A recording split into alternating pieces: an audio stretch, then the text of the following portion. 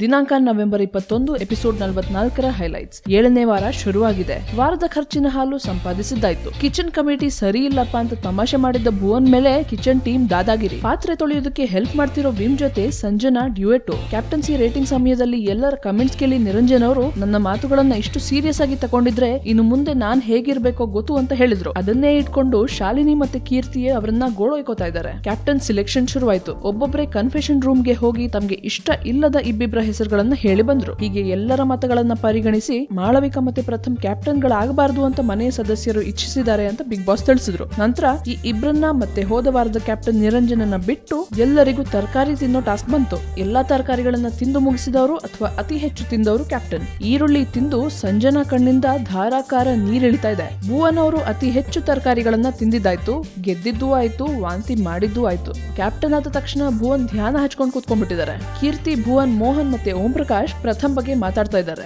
Captain Bhuvan ಅವರು ಮನೆ ಕೆಲಸಗಳನ್ನ ಹಂಚಿದ್ರು. ಪ್ರತಿ ಡಿಪಾರ್ಟ್ಮೆಂಟ್ ಗೆ ಲೀಡರ್ ಗಳನ್ನ ಮಾಡಿ ಸಂಪೂರ್ಣ ಜವಾಬ್ದಾರಿಯನ್ನ ಅವರಿಗೆ ಕೊಟ್ರು. ಕೆಲಸವೇ ಮಾಡದ ಸೋಮಾರಿಸಿದ್ದ ನಿರಂಜನ್ ಟೀ ಸರ್ವ್ ಮಾಡ್ತಾ ಇದ್ದಾರೆ.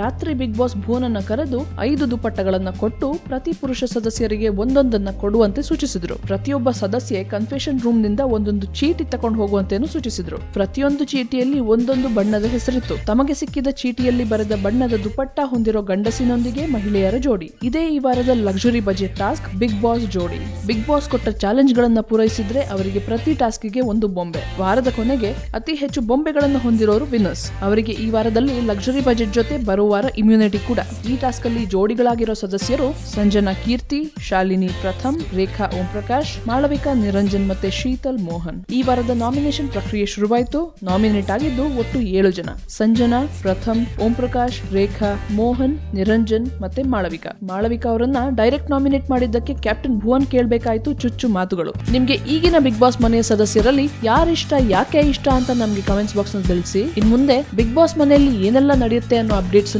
ನಾವು ನಿಮ್ಗೋಸ್ಕರ ಅವಾಗ ತರ್ತಾ ಇರ್ತೀವಿ. So stay tune to Sandalwood central.